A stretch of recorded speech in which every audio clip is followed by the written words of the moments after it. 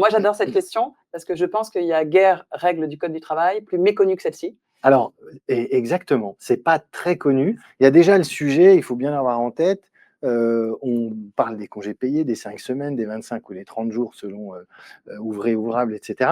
Mais quand un collaborateur ou une collaboratrice commence en entreprise, sa première année, il n'a pas du tout tous ses congés. Ah Donc, non. on peut vite comprendre que la personne puisse se dire, alors soit je prends par anticipation, etc. Mais est-ce que j'ai un moyen, que ce soit à travers ma convention ou le code du travail, d'avoir des congés supplémentaires? Parce qu'on comprend vite que 2 jours en Tu plus la vois que lui, il a première des trucs à année. te dire, hein. Alors, que nous dit Génial? Écoute, ça déroule, ça déroule, ça déroule, ça n'arrête pas. Je suis en train de voir qu'il définit l'enfant à charge. Je remonte. Bon, tu disais que c'est rapide. Clairement, c'est rapide. Je pense que là, ça se voit bien.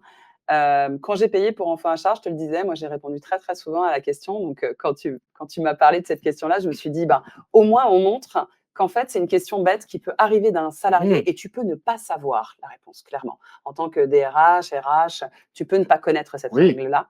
L'avantage, très simplement, est qu'on te rappelle un problème. Voilà, possibilité pour un salarié embauché de bénéficier de jours de congés payés supplémentaires. Il te reformule la question de façon à ce que tu sois sûr, encore une fois, que tu l'aies bien posée. Et là, il te déroule.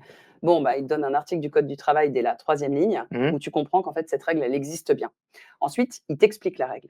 La règle, elle dépend de si tu es face à un salarié de moins de 21 ans au 30 avril de l'année précédente, ce qui est assez rare actuellement. Enfin, aujourd'hui, en tout cas, on a oui, peu de personnes de moins de de 21 ans 21 qui sont parents. qui sont déjà parents, moins de 21 ans l'année précédente et qui te demandent de bénéficier de jours de congés payés. Alors, malheureusement, parce que de toute façon, ils ne connaîtront pas la règle.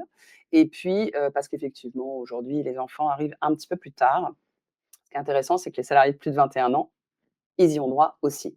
Dans des conditions un peu différentes, hein, Génial te le rappelle, ils ont droit à 2 jours de congés supplémentaires par enfant à charge. Je sais que c'est une notion Mmh, que tu veux nous voir aborder. oui, Mais attention, uniquement si le nombre total de jours de congés payés inclut donc ceci, hein, le congé payé, il le dit d'ailleurs très bien. Dans ma version, il ne le disait pas au départ. Congé principal plus congé supplémentaire ne doit pas excéder les 30 jours ouvrables ou 25 mmh, ouvrés, si tu es en ouvré. C'est-à-dire que ça ne va pas lui donner plus de congés, ce qui est le cas pour les moins de 21 ans. Ça s'arrêtera quand même à 30 jours ouvrables. OK. Il t'explique toute cette règle. Attention, parce qu'effectivement, il te le dit juste après, il ne faut pas que des stipulations conventionnelles prévoient déjà, par exemple la convention collective ou l'accord collectif, prévoit déjà un nombre supplémentaire de congés supérieur à ce qui est prévu au niveau légal. Sinon, cette règle ne s'applique pas.